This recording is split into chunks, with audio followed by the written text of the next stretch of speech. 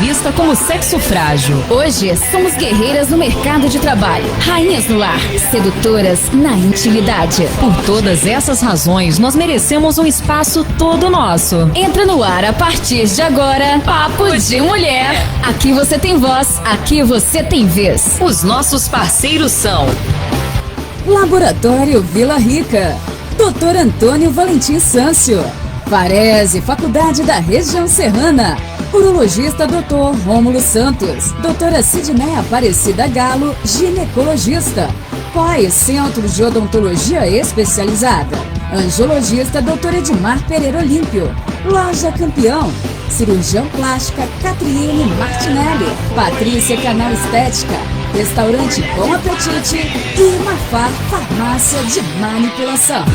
Boa tarde para você em sintonia com a Rádio Pomerana FM. O nosso Papo de Mulher chegando para trazer informação para você.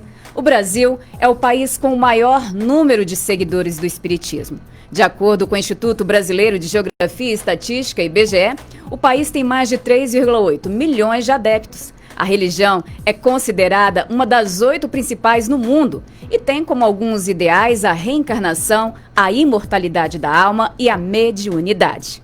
Para falarmos hoje sobre o espiritismo, curiosidades, nós conversamos com o presidente da Casa Espírita Cristã Nosso Lar, aqui em Santa Maria de Jetibá, o Anderson Rolls. Anderson, boa tarde, seja bem-vindo à nossa emissora. Boa tarde.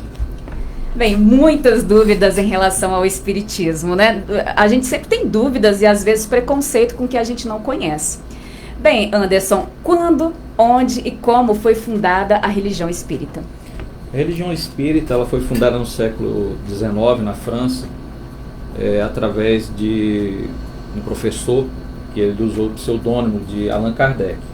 O nome dele era Hippolyte Léon Denisard Rivail. Ele, com a ajuda da esposa e de outras pessoas que ao longo do tempo demonstraram ter uma sensibilidade à mediunidade, conseguiram então, junto com a ajuda dos espíritos, codificar essa religião. Quando eu falo codificar, é porque foi ditado para ele todo o material que é usado até hoje para estudo da religião espírita. O material é formado por 5 livros. O primeiro é o Livro dos Espíritos, Livro dos Médiuns, o Evangelho segundo o Espiritismo, Livro Céu e Inferno e a Gênesis. E como o Espiritismo se espalhou no Brasil? Já que temos mais de 3 milhões, né, de adeptos. Exato. Bom, no Brasil, o mais conhecido é o Chico Xavier, né, principalmente da década de 70, 80, foi muito divulgar os trabalhos que ele realizava, principalmente na área da caridade, da atendimento às pessoas necessitadas, mas também pelas cartas, psicografias que ele trazia das pessoas que já tinham partido por seus familiares. Mas no Brasil começou no finalzinho do século XIX, início do século XX, com algum movimento, principalmente no Rio de Janeiro. Um dos nomes naquela época que mais se destacou foi de Adolfo Bezerra de Menezes Cavalcante. Doutor Bezerra, que carinhosamente a gente chama no meio espírita. Ele foi deputado no Rio de Janeiro, foi também médico, serviu também no Exército como médico. E depois de passar por essas etapas da vida dele, ele passou a se dedicar apenas à religião espírita. E começou então a plantar essa semente que depois Chico Xavier aumentou a divulgação, e hoje nós temos alguns nomes ainda que têm boa influência, né? Divaldo Franco, Haroldo Dutra, Raul Teixeira, que falam muito bem hoje da doutrina. E quais os princípios do Espiritismo? Bom, a religião espírita ela é cristã, ela segue ao Evangelho de Jesus, principalmente o Novo Testamento, tem como princípio a existência, a imortalidade da alma, né? A lei da reencarnação, lei de causa e efeito, lei de ação e reação, que é o que traz uma certa lógica para a nossa existência, né? Saber de onde a gente veio, aonde a gente está e para onde a gente vai é uma curiosidade que algumas pessoas têm, né? A maioria, né? A maioria. e também entender um pouquinho da própria vida, né? Por que eu passo por esse problema, por que eu vivo aquela situação, por que eu vivi aquele trauma, aquele vício. Se formos buscar um pouco nos princípios do que a doutrina espírita ensina, a gente vai compreender que a nossa vida ela é perfeita, ainda que com as tragédias. Eu falo muito nos estudos que Deus, que é o autor, o Pai, e soberano, bom e justo, ele não comete injustiças ou erros. Então, vivemos exatamente o que precisamos viver. E o que representa Jesus no Espiritismo? Jesus é o nosso modelo e guia.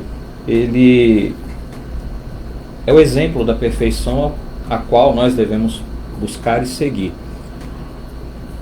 Jesus, para nós espíritas, qualquer cristão, assim eu penso, é o ser diferenciado, que veio através do seu exemplo, enquanto esteve entre nós, mostrar que viver não é fácil. Se formos olhar a história de Jesus, ele viveu muitas dificuldades, muitos problemas, quando eu falo em relação à própria humanidade, para tentar ensinar um pouco talvez dos dois principais mandamentos: amar a Deus sobre todas as coisas e ao próximo como a si mesmo. Em especial, nesse ponto, Jesus ele é fantástico em seu exemplo, em seus ensinamentos, pois ele amou ao próximo sem distinção de cor, de sexo, sem distinção de condição financeira. Não existia requisitos para amar, é apenas amar ao próximo. E o Espiritismo é uma religião que acredita na reencarnação. Como se dá o processo da reencarnação? Dentro dos princípios que Deus instituiu para todos nós, conforme a crença espírita, as leis de causa e efeito determinam o nosso presente e o nosso futuro. Logo, a reencarnação seria a forma mais justa de podermos resolver questões das quais cometemos erros ou crimes, para poder sanar esses erros. Também a reencarnação tem como proposta a nossa evolução moral, espiritual e intelectual, pois outra lei que Jesus nos ensina e que Deus instituiu é a lei do progresso. Ou seja, uma pessoa que reencarna, que tem como característica, por exemplo, a impaciência, ela tem o direito e o dever de buscar se melhorar nesse item. Então, o processo da reencarnação, com as várias experiências durante a vida, que vão servir de oportunidade de aprendizado, é o meio que vai proporcionar essa evolução para esse indivíduo. Falo sempre... Se não for nessa vida, será na outra. Será na outra. Falo exatamente isso, que a gente não consegue chegar ao final dessa existência e sermos exatamente como Jesus é. Porque ele disse para nós: eu sou o modelo e o guia. Quando ele nos fala que ele é o modelo, é a quem nós vamos um dia nos tornar. Não que seremos Jesus, mas teremos a evolução que ele tem. E em uma única existência, nós não conseguimos fazer esse progresso todo. Então, as várias existências que nos levam a essa evolução. E como é a alma de uma pessoa no mundo espiritual e terreno? Por que a pessoa não se lembra, então, das outras vidas? Interessante a pergunta. Bom, uma vez que nós desencarnamos, nós voltamos a ser espírito. É interessante fazer uma observação, que alma é enquanto está dentro do corpo. Terreno. Terreno. O corpo morreu, voltamos a ser o espírito. Quem somos aqui no planeta Terra, ao despertar no plano espiritual, continuaremos sendo a mesma coisa. Isso quer dizer... Aquele espírito continuará sendo a mesma coisa. Exatamente. Tanto na forma, como também nas suas características pessoais. Por exemplo, uma pessoa que desencarna com mágoa, com ressentimento, com raiva, sentimentos de vingança, vai despertar no plano espiritual com os mesmos sentimentos. A morte do corpo não o torna um santo ou uma pessoa isenta de manifestar esses sentimentos imperfeitos enquanto vivia. No plano espiritual também, continua a ter as mesmas necessidades: fome, frio, sede, continua a ter os vícios. Uma pessoa que é alcoólatra, usuário de droga, que vem a desencarnar, ao despertar no plano espiritual, continua tendo os mesmos vícios. Ou seja, o que somos aqui vamos continuar sendo lá. E por que a pessoa não se lembra das outras vidas? Um dos princípios que Deus instituiu é o véu do esquecimento. Ele é muito importante para a nossa caminhada por um ponto que eu acho interessante. Na lei da reencarnação, normalmente nós reencarnamos próximo de pessoas a quem nós já tivemos contato. E na maioria dos casos, não é regra, mas existem a boa parte da programação da reencarnação, aonde recebemos pessoas que em algum momento foram nossos inimigos. Então, se nós tivéssemos a consciência e olhar para o nosso companheiro, nossa companheira, o esposo, a esposa, o filho, uma filha, e lembrar que aquela criatura foi um inimigo no passado, que tomou minhas posses, que me matou, como eu poderia conviver com essa pessoa? Como poderia ter um melhoramento ali da... Não teria como. Então o véu do esquecimento vem justamente para que eu possa ter um novo começo com aquela criatura, esquecendo o mal que um fez ao outro, para aprender a amar, a perdoar, a acolher. Daí a gente consegue começar a entender e a explicar, por exemplo, por que em algumas famílias existem confusões. Por exemplo, pai e mãe que brigam o tempo todo. Filhos que não se dão bem com os pais ou entre irmãos. Né? Como explicar dois irmãos, mesmo pai e mesma mãe, mas que se odeiam? Já vem de outras vidas. De outras vidas. E que tem que ser resolvidas. Essa é a oportunidade da solução. Reencarnar debaixo do mesmo teto para aprender a amar, cuidar, respeitar. E essas sensações de déjà vu que muitas pessoas têm, tem a ver com o espiritismo? Tem. Essa sensação, ela pode ser uma mistura de lembrança de coisas que já foram vividas com a atual existência, porque a mente nossa ela não controla o passado e o presente. Então essa percepção ela acontece trazendo um pouco do reflexo do que já foi vivido com o que está sendo vivido. E aí a pessoa tem essa percepção, assim como também a premonição. Ontem no estudo a gente estava até falando um pouco sobre essa questão da premonição, que é uma das faculdades que uma pessoa que tem a mediunidade ou a sensibilidade tem, de prever o futuro. Né? São situações inerentes à mediunidade que a pessoa tem. Sobre a reencarnação do plano espiritual, da gente continuar sendo aquele mesmo espírito. Não aqui na Terra, mas é obrigatório reencarnar, vamos dizer assim, esse espírito? Com o inimigo, você fala? Não é uma questão de ser obrigatório, mas uma necessidade. Se eu quero progredir, tirando de mim a mágoa, a raiva, eu preciso resolver o conflito que eu tenho com aquela criatura.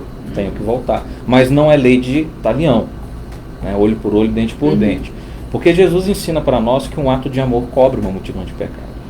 Então eu posso ter a necessidade de reencarnar com uma criatura que me fez muito mal, mas se eu estou trabalhando a minha evolução, principalmente praticando o amor ao próximo, a caridade e o perdão em todas as suas expressões, que é o perdoar o ofensor, pedir perdão e se perdoar, essa atitude minha, o meu comportamento, o meu pensamento e sentimento pode me livrar de ter que reencarnar com aquela criatura.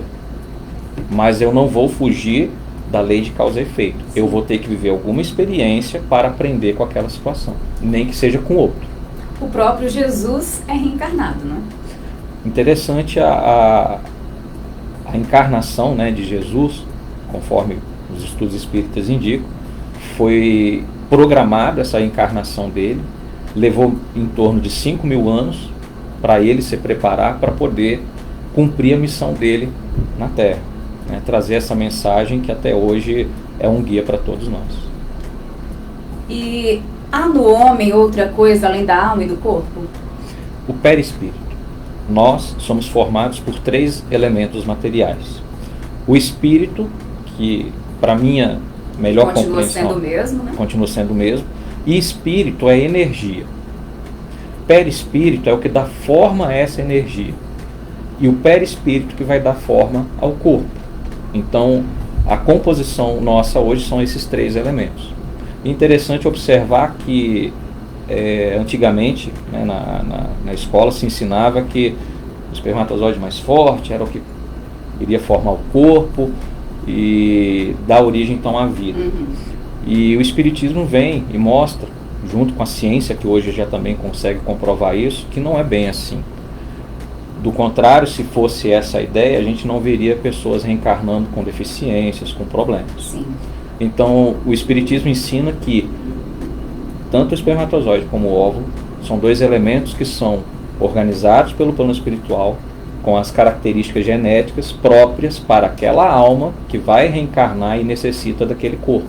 Então, cada pessoa, antes de reencarnar, já sabe qual é o corpo que vai ter, até porque, em alguns casos, a própria pessoa escolhe a cor da pele, o tipo de cabelo, cor dos olhos, a família, as condições que vai reencarnar, a própria pessoa, junto com a equipe espiritual. Falando ainda em reencarnação e sobre a Bíblia, no Antigo Testamento, o Espiritismo só trabalha o Novo Testamento, mas no Antigo Testamento tem lá um versículo em que a gente paga pelos pecados até dos nossos tataravós. Tem muito a ver com o Espiritismo ali, né? Com essa questão. Tem.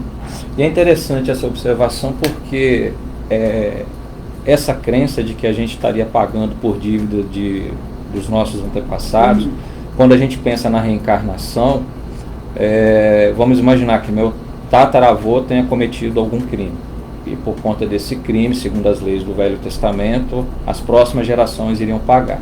Mas eu que acredito na reencarnação, posso ser o meu tataravô.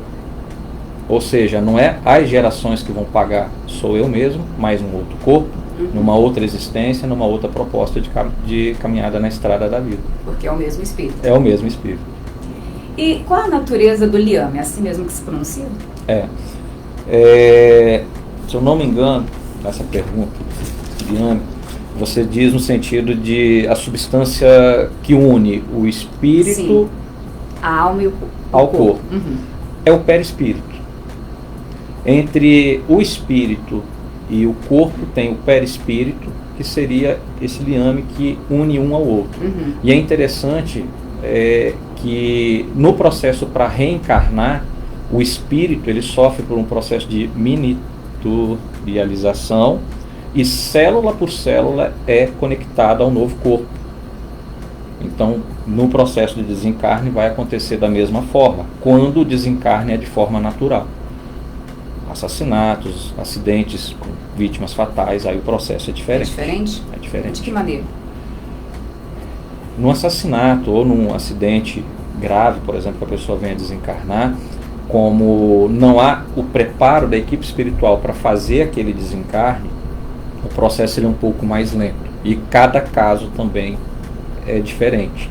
Desde um acidente, um assassinato até o suicídio, cada caso é em particular, conforme a necessidade daquele espírito. Então, vamos dizer assim, era a hora dele. Na verdade, não era, né? Quando nesses casos. Eu penso, eu falo pelo meu pensamento, né, dentro do que eu aprendi no Espiritismo. Não existe, como eu falei aqui hoje, injustiça, não existe erro da parte de Deus. Então, tudo que nos acontece, de alguma forma, é permitido pelo Pai. Então, nós temos a ideia, né, pelo carinho doente que acaba de partir, às vezes pensamos, foi tão cedo, não merecia morrer dessa forma, foi injusto, ou não era a hora. Mas do ponto de vista das leis de causa e efeito, ação e reação, tudo que nos acontece é na hora certa. E o que é o corpo para o Espiritismo?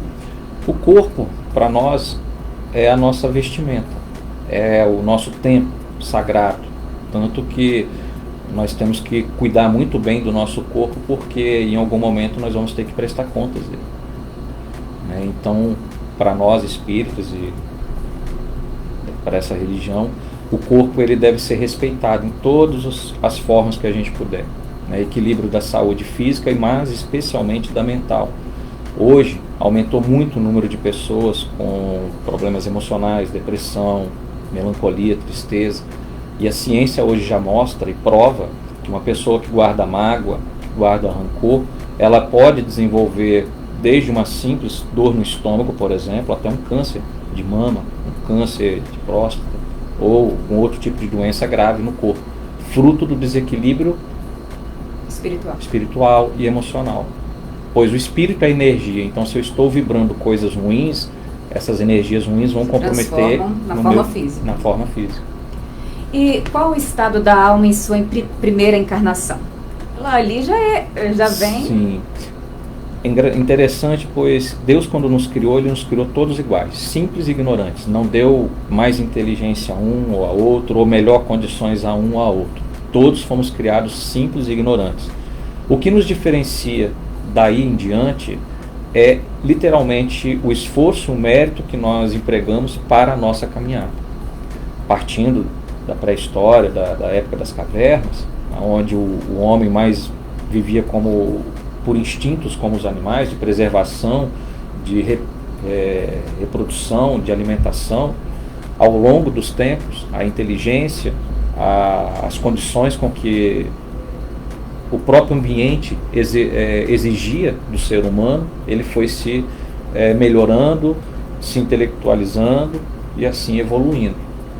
Outra prova da reencarnação é justamente o avanço intelectual, moral e material que nós alcançamos. Pois se Deus criasse todos nós, simples e ignorantes, a partir do nosso nascimento, nós não estaríamos vivendo hoje tudo que essa tecnologia tem para nos oferecer, os recursos que a medicina já alcançou.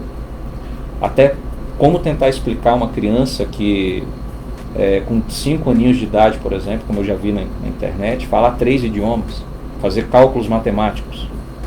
Se não fosse a ideia da reencarnação, nós teríamos que pensar, então Deus favoreceu essa criaturinha e o outro ali que está tendo uma dificuldade maior, ele está penalizando? Não.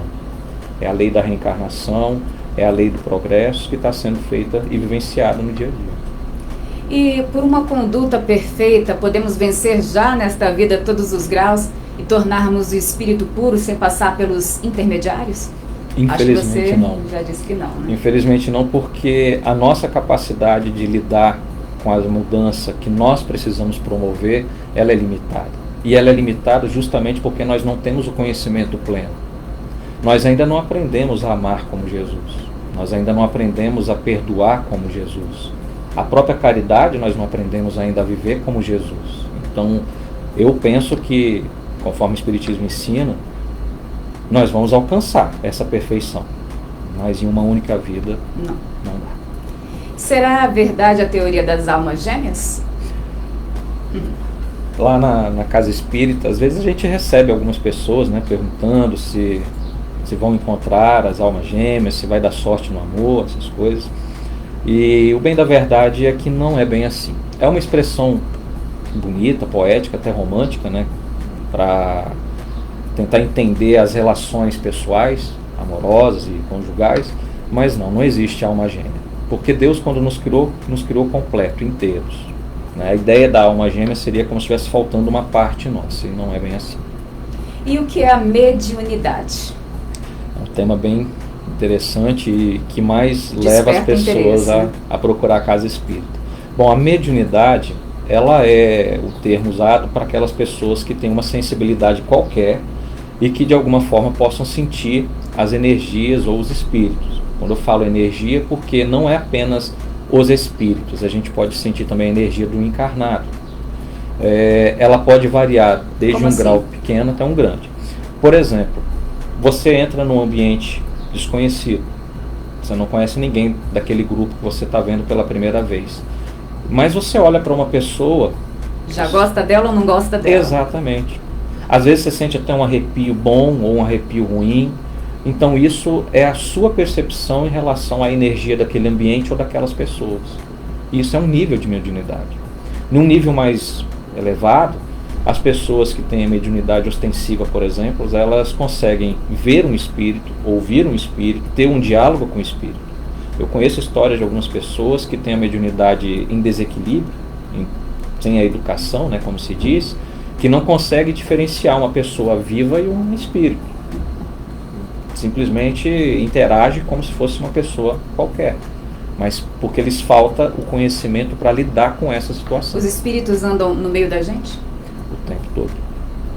Não à toa algumas pessoas falam: Anderson, eu tive ontem em casa a tal hora, estava sozinho, mas de repente eu senti a presença de alguém, parecia que tinha alguém me vigiando, parecia que tinha alguém perto de mim.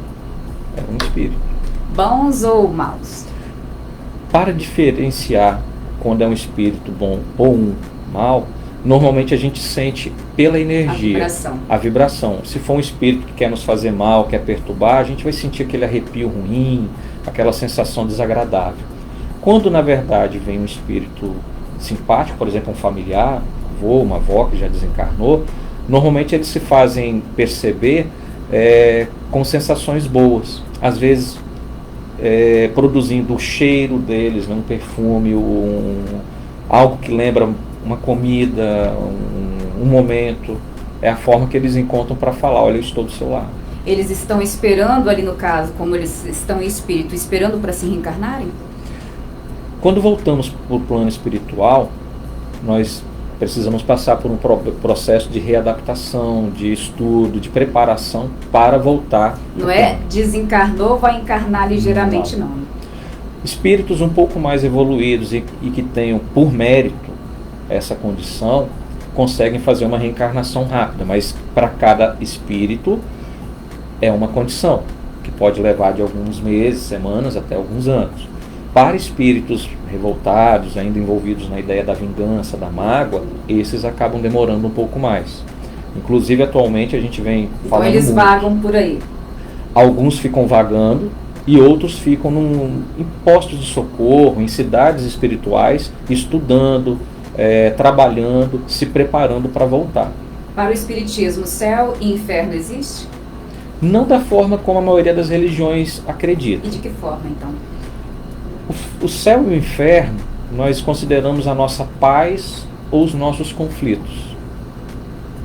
Então, a ideia do céu e do inferno, para nós, é mais um estado de espírito, um estado de consciência. Se eu estou envolvido com sentimentos ruins, como eu disse, mágoa, rancor, raiva, a minha vida é um inferno. Do outro lado, se eu consigo viver em paz com os meus irmãos, minhas irmãs, se eu consigo fazer o bem, sentir o bem, viver o bem, a minha vida é um céu. É essa paz. Então o céu e o inferno... Quando você encontra, então, ali a plenitude do espírito. Isso. Quando a gente... Já seria a última fase? Não, ainda não. Quando a gente está vivendo esse momento de céu, vamos dizer assim, de equilíbrio, quer dizer apenas que a gente adormeceu as más intenções, as más tendências, as nossas imperfeições, para ganharmos forças, buscarmos o conhecimento para evoluir. Todas as pessoas são médiums? De uma certa forma, sim. Como eu disse, em menor ou maior grau, sim. Normalmente, todas as pessoas sentem essas energias, essas vibrações. Então, podemos dizer que todas as pessoas têm um grau de mediunidade, mas não que são médiums. E como desenvolver essa mediunidade? Estudo e trabalho. Mas o principal, a meu ver, para desenvolver a mediunidade é o autoconhecimento.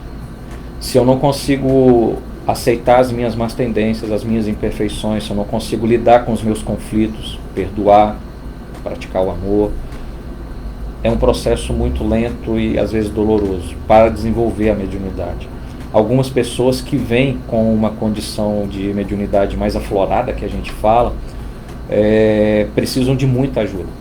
Não à toa que em alguns casos a gente observa que as pessoas são internadas em hospícios, tratadas como loucas, quando na verdade é apenas a mediunidade em desequilíbrio, falta de educação por ela. E como é vista a oração no Espiritismo? A oração é a nossa ferramenta de nos conectarmos a Deus, a Jesus, de nos conectarmos à espiritualidade e assim buscar todo o auxílio que a gente necessita. O mais gostoso da oração é que ela não gasta. Então, a gente é orientado, pelos nossos mentores a buscar fazer a oração o tempo todo. Manter a vigilância requer a oração. A oração é uma meditação. Então, se eu estou começando a perder a minha paz, o meu equilíbrio, se eu estou começando a lembrar de uma ofensa e aquilo está me fazendo mal, ora. Na oração, nós pensamos mais numa conversa com Deus, com Jesus, com o mentor, pedimos o auxílio para aprender com aquela situação. Porque se eu sei que Deus permitiu eu viver uma ofensa, é para mim a lição. E a religião espírita é vista com preconceito ainda pela sociedade, não é? Sim. Infelizmente, eu penso que ao longo dos anos, filmes, novelas, as crenças populares acabaram criando essa confusão na mente das pessoas e com isso criou a ideia do preconceito. As pessoas entendem que falou em espiritismo, não importa se é kardecista, como é o nosso caso, se é da Umbanda, do Candomblé ou de qualquer outra matiz religiosa, do mal, é contra Jesus, tá fazendo contra Deus, macumba, está invocando o mal, e não é bem assim. Na verdade, todas essas religiões, ao seu modo, acreditam no Cristo, no Deus, acreditam num ser, conforme a crença deles, e buscam fazer o bem. Aquelas que se dedicam à prática do mal, de acordo com o estado de consciência daquelas criaturas. Mas a gente generalizar, falou que é espírita, falou que é espiritismo é coisa ruim, não é bem assim. Todos nós temos espírito. Todos nós temos e somos espíritos. E em relação às reuniões, qualquer pessoa pode participar das reuniões? Sim, a Casa Espírita aqui na cidade, ela é aberta toda segunda, quarta e sexta para atendimento público, né, receber as pessoas. Horários? Nós temos reuniões sempre na segunda de 7h30 às 8h30 da noite, na quarta também de 7h30 às 8h30, mas nesses 2 dias a casa é aberta às 7h. Temos na quinta-feira o atendimento fraterno. Eu acho que é muito importante lembrar desse atendimento, pois é o momento que a casa abre as portas para receber aquelas pessoas que estão passando por um momento difícil na vida. Na quinta ou sexta, o atendimento espiritual? Na sexta é o espiritual. Tá. Na quinta é o atendimento fraterno. Então a pessoa que perdeu um ente querido, que está passando por um problema de saúde grave ou enfrentando alguma dificuldade, nós temos uma equipe que vai ter uma conversa fraterna usando o Evangelho de Jesus para tentar trazer uma mensagem de paz e equilíbrio. E na sexta-feira nós temos os atendimentos espirituais. A casa é aberta às 6h30 da noite, os trabalhos começam às 7h e vai até o último ser atendido. Na segunda-feira é estudo do Evangelho. Da Bíblia, né, gente? Da Bíblia. Isso. Bem, então segundas e sextas-feiras, quinta-feira também é aberto para segunda, quarta e sexta. Segunda, quarta e sexta. Na quarta nós temos palestras públicas. Antes de julgarmos, né, essa palavra preconceito é porque a gente ainda não conhece, né? Não conhece. Que bom poder participar, independente de religião, pode participar. Sim. O fato de você, né, uma pessoa tiver uma religião que professa, que segue, católico, evangélico, luterano, não é requisito que impeça de participar das reuniões. Eu acho muito interessante que algumas pessoas que hoje frequentam a casa, que são de outras religiões, elas conseguem ter o entendimento do que o pastor, do que o padre fala, mais simples. Porque nós estamos falando da mesma Bíblia, nós estamos falando do mesmo Jesus, do mesmo Deus. Só que são formas diferentes de abordar a mesma passagem do Evangelho. Então, às vezes a pessoa tem uma dificuldade de entender o pastor, o padre, não que com a gente vai ser melhor, mas como nós dissemos, no estudo do Evangelho é uma terapia em grupo.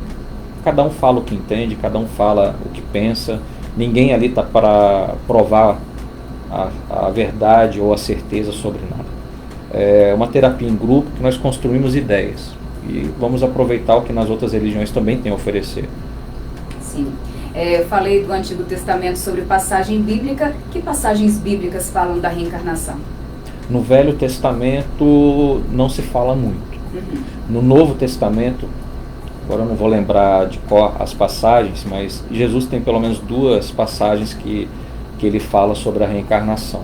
Tem uma sentença que ele fala, que é assim: se tem algo contra teu irmão, vai e reconcilia-te com ele, pois não sairás daí até pagar o último ceitil.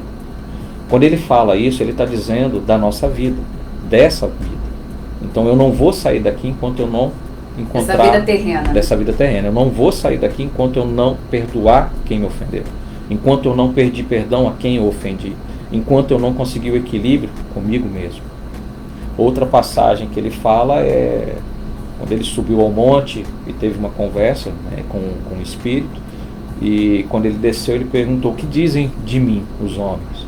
Uns dizem que tu és o profeta, uns dizem que tu és o Messias. E aí perguntam a Jesus o que ele pensava daquilo. E na passagem ele fala a respeito de João Batista, que tinha acabado de ser decapitado algum tempo antes. João Batista estava conversando com ele em espírito. João Batista, conforme nossos estudos, foi a reencarnação de Jeremias. Sim, interessante. Os nossos microfones continuam abertos para algo que queira falar para a comunidade? Bom, eu faço apenas o convite, né, às pessoas que quiserem conhecer a Casa Espírita, participar dos estudos, ou dos atendimentos fraternos, ou do próprio atendimento espiritual. As portas estão abertas para receber a todos, com muito carinho que a gente recebe as pessoas. Penso que essa oportunidade que foi dada para nós, da Casa Espírita em especial, de vir aqui na rádio falar um pouquinho dela, é uma forma não só de falar da casa, mas também do Espiritismo. Essa religião que tem como proposta a transformação individual. Nós temos um amigo querido que sempre fala: a nossa evolução é individual, o trabalho sozinho, mas que nós temos uns nos outros instrumentos para alcançar essa evolução.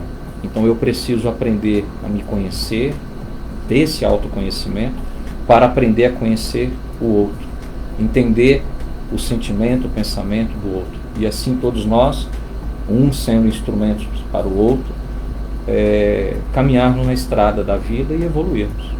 Com certeza.